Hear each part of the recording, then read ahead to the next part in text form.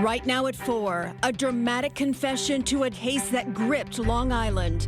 Rex Heuermann admits to murdering 8 women. In a historic and emotional courtroom proceeding, Rex Heuermann, the 62-year-old Long Island architect, accused of being the Gilgo Beach serial killer, has finally pleaded guilty to the murders of 8 women. This dramatic confession brings an end to one of the most notorious and long-running serial killer investigations in New York history. After more than 30 years of fear, uncertainty, and tireless police work, the man who lived a double life as a respected professional by day and a monster by night has admitted his crimes.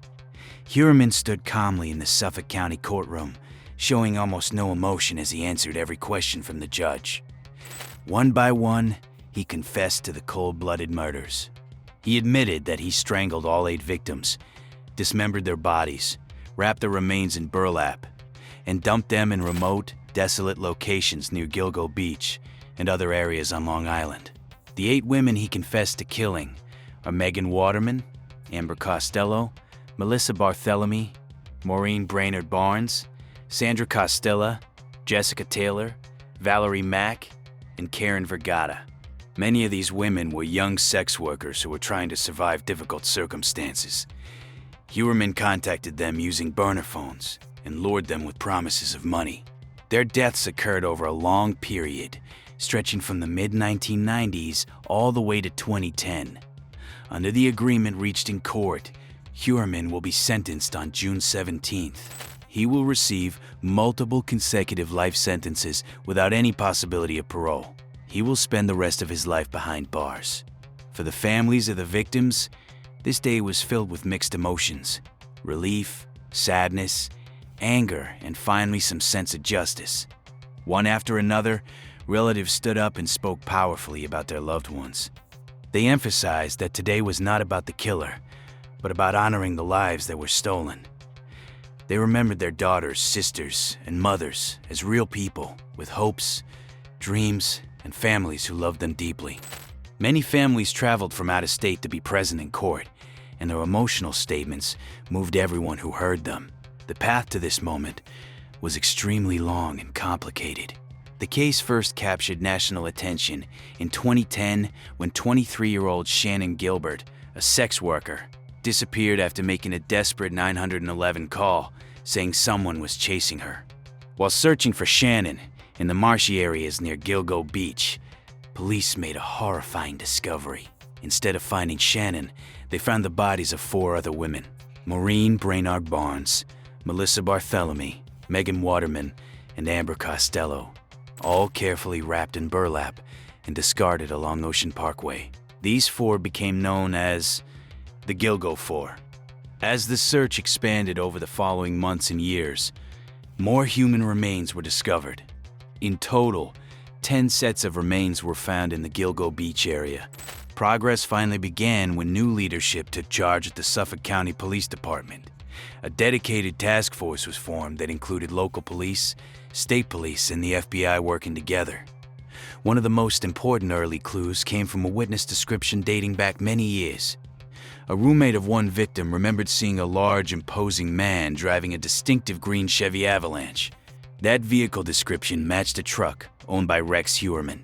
Investigators also used cell phone records and tower pings to connect the burner phones used to contact the victims with the area near Heuermann's home in Massapequa Park. But the most decisive evidence came from something surprisingly ordinary: a pizza crust.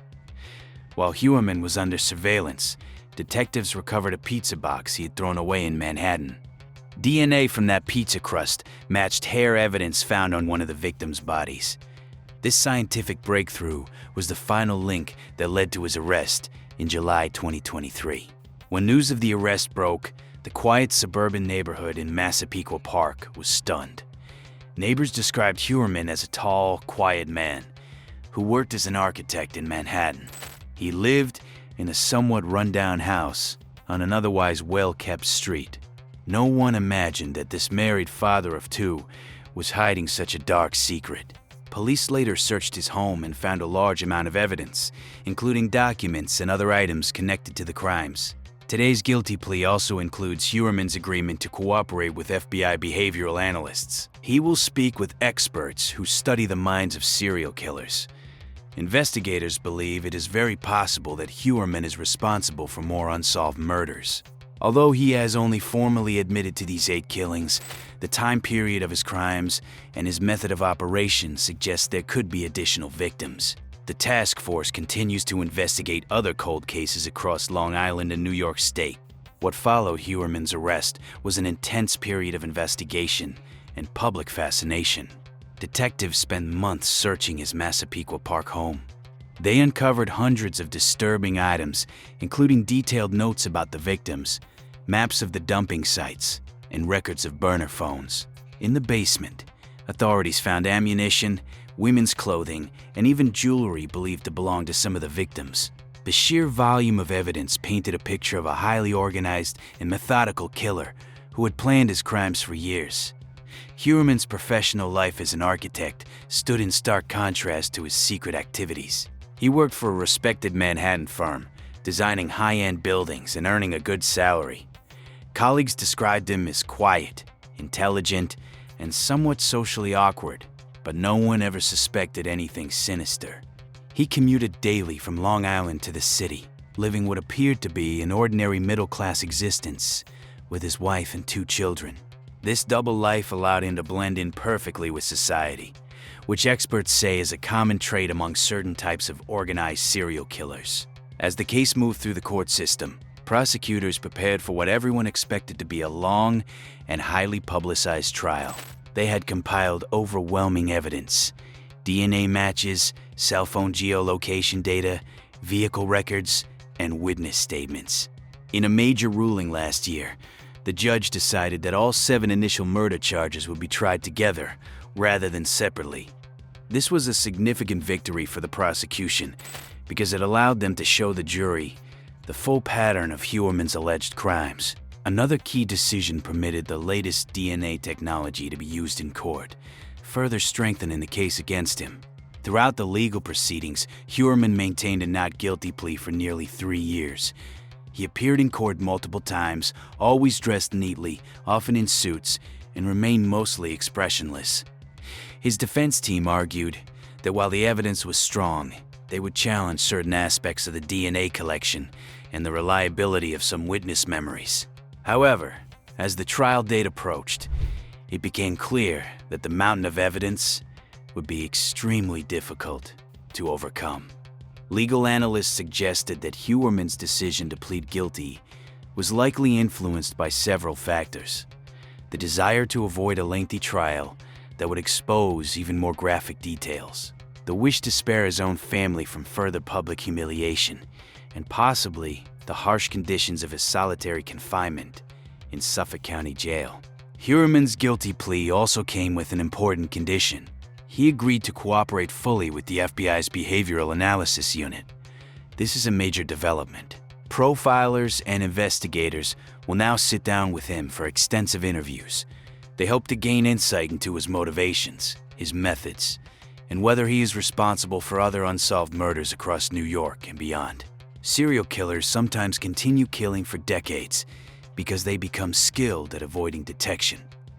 Heuermann operated during a time when technology was rapidly evolving, yet he still managed to evade capture for so long by using burner phones, paying in cash, and choosing vulnerable victims whose disappearances were less likely to generate immediate large-scale searches. Former FBI profiler Mary Ellen O'Toole, who has studied hundreds of serial murder cases, explained that killers like Heuermann are often driven by deep sexual fantasies and a need for power and control. They do not feel remorse in the way ordinary people do. Even when they appear cooperative or claim to be pleading guilty to help the families, their true motivations are usually self-serving.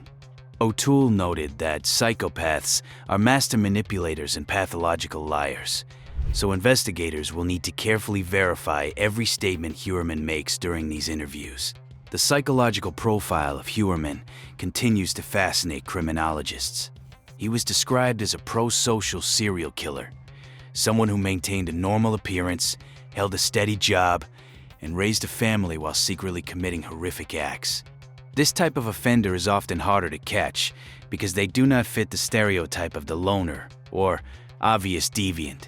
Heuermann's height of 6'4", his large physical build, and his calm demeanor may have helped him overpower his victims quickly and without drawing attention. Beyond the 8 confessed murders, investigators are now reviewing dozens of other cold cases from the 1990s and 2000s involving missing sex workers or unidentified female remains in the New York metropolitan area. Some remains found near Gilgo Beach still have not been linked to Heuermann, and authorities have not ruled out the possibility that more than one killer was active in the same region during that time period. The task force remains active, and they continue to appeal to the public for any new information. This case has also sparked important conversations about how society treats vulnerable populations, particularly sex workers. Many of the victims came from community reaction in Massapequa Park has been profound. Residents who once lived peacefully on a tree-lined street now feel their neighborhood was forever changed by the discovery. Some families have moved away. Others have installed new security cameras and remain cautious even years later. The Heuermann house itself, with its peeling paint and overgrown yard, became a grim landmark. Neighbors hope that after sentencing, the property can be sold and perhaps demolished so the street can begin to heal. The impact on law enforcement has been equally significant. The Suffolk County Police Department faced heavy criticism in the early years for slow progress and internal conflicts. The formation of a true multi-agency task force marked a turning point. Today, officials from the FBI, state police, and local departments describe the successful resolution as a validation of persistence and collaboration. Rodney Harrison, the former Suffolk County Police Commissioner who helped create the task force, called this day one of the proudest moments in his career, saying it proves that no case is truly unsolvable if investigators refuse to quit. For the victims' families, the healing process is far from over. Many have formed support groups and advocacy organizations to push for reforms in how missing persons and homicide cases are handled. They have kept their loved ones' memories alive through social media campaigns, annual vigils, and public speaking. Several family members have said they plan to use part of any potential civil settlements to create scholarships or support programs for at-risk women. As the nation reflects on this case, it serves as both a warning and a source of hope. It warns us that evil can hide in plain sight, even in quiet suburbs and behind professional smiles. At the same time, it offers hope that advances in science, combined with determined human effort, can bring justice even after decades. DNA technology that was unavailable in the 90s played a decisive role here, just as it has in many other cold cases recently solved across America. In the coming weeks, as we approach the June 17th sentencing hearing, the public will likely hear final statements from both the families and, possibly, from Heuermann himself. His attorney has indicated that the defendant may speak briefly in court. Whatever he says, the focus will remain where it belongs, on the 8 innocent women whose lives were taken, and on the families who fought so hard to ensure their voices were finally heard. This guilty plea does not erase the pain, nor does it bring back the daughters, mothers, and sisters who were lost, but it does close a long and painful chapter. It reaffirms that justice, though sometimes delayed, can still prevail. The people of Long Island, the law enforcement community, and especially the victims' families can now look forward with the knowledge that the man responsible for so much suffering will never again walk the streets as a free man. Today's guilty plea also includes Heuermann's agreement to cooperate with FBI behavioral analysts. He will speak with experts who study the minds of serial killers. Investigators believe it is very possible that Heuermann is responsible for more unsolved murders. Although he has only formally admitted to these 8 killings, the time period of his crimes and his method of operation suggests there could be additional victims. The task force continues to investigate other cold cases across Long Island and New York State. This case has taught many important lessons. It shows the incredible value of modern forensic technology, including advanced DNA testing and genetic genealogy. These tools helped identify some of the victims who had remained unknown for decades, such as Valerie Mack and Karen Vergata. At the same time, The investigation proved that good old-fashioned police work, reviewing old files, interviewing witnesses, and persistent attention to detail remains essential. Former FBI profiler Mary Ellen O'Toole explained that serial killers like Heuermann often live what is called a pro-social life. They hold steady jobs, have families, and appear completely normal to the outside world. This ability to compartmentalize allows them to avoid detection for many years. She also noted that individuals with strong psychopathic traits are often motivated entirely by their own interests, even when they claim to be pleading guilty to spare their victims' families. For the people of Long Island, this guilty plea brings a collective sigh of relief. The name Gilgo Beach had become synonymous with fear and unsolved horror. Now, after so many years, there is a sense that justice has finally been delivered. The families no longer have to prepare themselves for a lengthy, graphic public trial. They can begin to focus more on remembering and honoring the lives of their loved ones.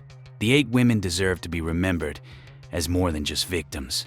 Megan Waterman was a 22-year-old mother from Maine.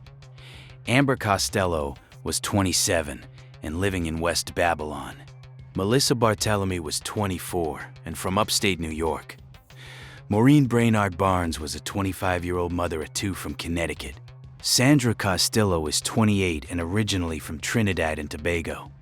Jessica Taylor was only 20. Valerie Mack was 24 and had been in foster care. Karen Vergata was 34 and had been missing since 1996. Each of these women had dreams, struggles, and people who cared about them. Their families fought for years to make sure they were not dismissed or forgotten. Today, their persistence and strength were vindicated. As this long and painful chapter finally closes, the community hopes for healing. Neighbors in Massapequa Park hope their street can return to normal. Law enforcement officials are proud of the work that brought this case to justice after so many years. And most importantly, the families can begin to find some peace, knowing that the man responsible for so much pain will never walk free again. Rex Heuermann thought that by killing these women, he could silence them forever and escape punishment. He was wrong. Their voices were never truly silenced. Their stories were never forgotten. Thanks to the determination of their families, the dedication of investigators, and the power of justice, the truth has finally come to light. This case will be remembered not only for the evil it revealed, but also for the resilience it inspired. It stands as a powerful reminder of why we must protect vulnerable people, support law enforcement efforts, and never give up on cold cases, no matter how much time passes. The names Megan, Amber, Melissa, Maureen, Sandra, Jessica, Valerie, and Karen will continue to be spoken with respect and love. May their memories bring strength to their families, and may this resolution help prevent future tragedies. Long Island and the entire nation can now close this dark page in history, while keeping the lessons learned forever in mind.